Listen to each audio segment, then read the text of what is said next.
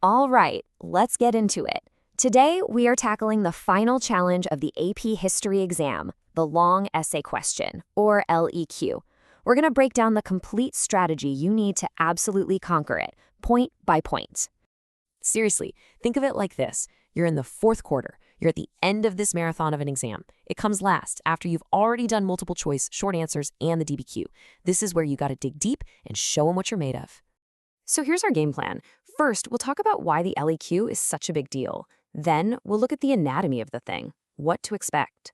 After that, we dive into a three-step strategy, deconstructing the prompt, planning your attack, and writing to win.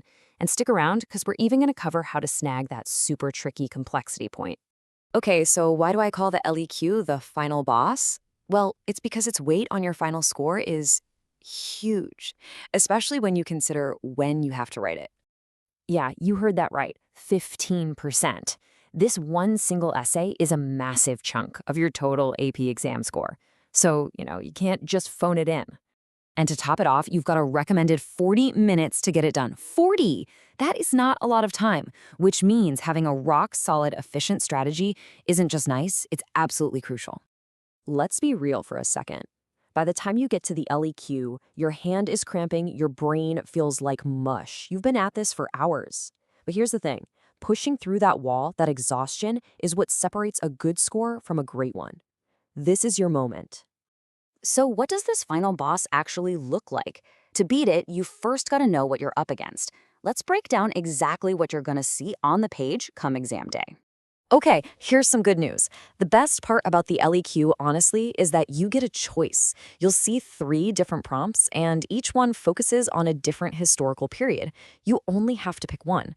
This is a huge strategic advantage, so choose the one you feel most confident about. Now, this is super important. You have to understand the key difference between the LEQ and its cousin, the DBQ. With the document-based question, they literally hand you the evidence in 7 documents. But with the long essay question, 0 documents, zip, nada. And that right there, that is the central challenge. Every single piece of specific historical evidence you use to support your argument has to come from right up here. You gotta crack open those brain folds. It's a true test of everything you've learned all year long.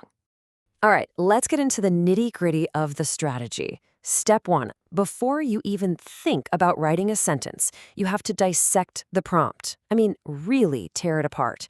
If you misunderstand what it's asking, it doesn't matter how amazing your writing is. You just can't get the points. So here's what you're going to do. You need to physically take your pen and mark up the prompt. You're looking for 3 things. First, what's the time period it's boxing you into? Second, what are the specific topics or categories it wants you to address? And third, what's the historical thinking skill it's asking for? Are you explaining causation, making a comparison? This is your roadmap for the whole essay. All right, prompt deconstructed. Now what? You need a plan. Seriously, do not just start writing. I promise you, taking just 5 minutes to organize your thoughts will save you so much grief and will dramatically increase your score. Here's a super simple, super effective plan. 3 steps. First, just do a quick brain dump. Write down all the specific evidence you can think of that relates to the prompt. Second, start grouping that evidence. Think about how it could form 2, maybe 3 body paragraphs. And then, third, based on those paragraph ideas, you draft your thesis. Okay, the plan is in place. Now, we write. But remember, the goal isn't just to write a good essay.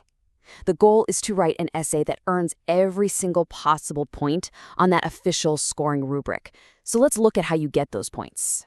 So the LEQ is scored out of 6 points, right? It's pretty straightforward. You can get 1 point for your thesis, 1 for contextualization, 2 whole points for evidence, and another 2 for analysis and reasoning. Our entire strategy is designed to make sure you check off every one of these boxes. Let's start with the thesis, probably the single most important sentence in your whole essay. It's not enough to just restate the prompt. You have to make a specific, arguable claim that answers the why or the how. That's your line of reasoning. So instead of a weak thesis like industrialization had effects, you'd argue how it created new social classes and led to new economic dependencies. See the difference? That's a real argument. Next up, contextualization. Think of this as setting the stage for your argument. It goes in your introduction right before your thesis.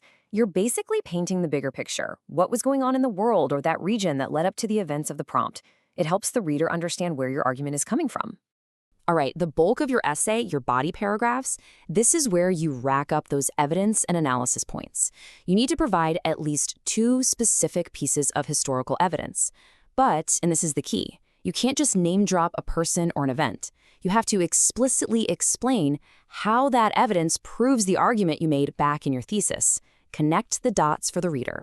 Okay, so that's the first 5 points. But there's a 6th point, a kind of bonus point that can take your score from good to truly great. It's the complexity point. And yeah, it's famously tough to get. So let's figure out how to unlock it. Let's look at the official language from the College Board here. It's all about demonstrating a complex understanding. This means going beyond the basics. It's about showing that you get the nuances, the contradictions, the messy parts of history. So how do you actually do that?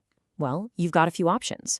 You could make a really smart connection to a totally different time period, or you could use a ton of evidence, like 4 or more pieces, to build a really nuanced, multi-layered argument.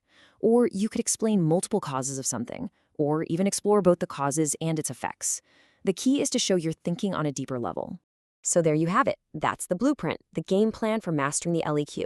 You have the strategy, you know the rubric inside and out, and you even know how to reach for that top-tier complexity score. The only question left is, when you open that test booklet, which path will you take? You're in the driver's seat. Now go earn those points.